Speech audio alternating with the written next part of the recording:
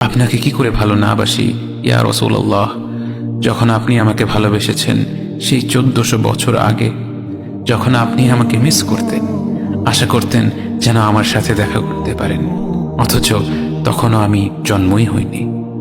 সেদিন সাহাবীরা আপনার চোখে পানি দেখে বলল, ইয়া রাসূলুল্লাহ, আপনি কাঁদছেন কেন? আপনি বললেন, আমার ভাইদের খুব দেখতে ইচ্ছে করছে। সাহাবীরা বললেন, আমরা কি আপনার ভাই নই ইয়া রাসূলুল্লাহ? আপনি বললেন, না, তোমরা আমার সাহাবী। আমার ভাই হলো তারা যারা আমার পরে আসবে এবং আমাকে কখনো না দেখেও তারা আমাকে বিশ্বাস করবে।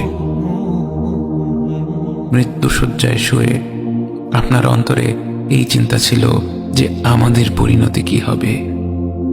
উম্মতি উম্মতি বলতে বলতে আপনি আপনার রবের নিকট ফিরে গিয়েছেন। আজ আমরা আপনার উম্মতের অংশ।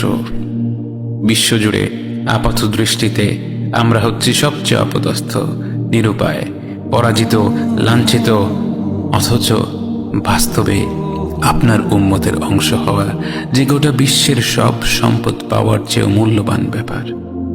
আজ আমার মনে যত আশা, যত আকাঙ্ক্ষা, যত স্বপ্ন, যত চাহিদা, সব কিছু পেয়ে গেলেও নিজেকে এতটা সৌভাগ্যবান মনে করতাম না যতটা মনে হয় আজ আপনার উম্মতের একজন হতে পেরে।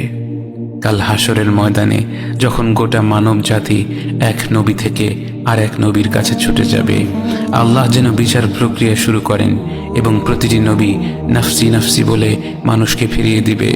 অবশেষে যখন সবাই আপনার সামনে হাজির হবে এবং আপনি গোটা মানব জাতির প্রতিনিধি হয়ে আল্লাহর সামনে সিজদা করবেন, সেদিন আপনার উম্মতের সদস্য হওয়ার পূর্ণাঙ্গ মর্যাদা প্রকাশ পাবে।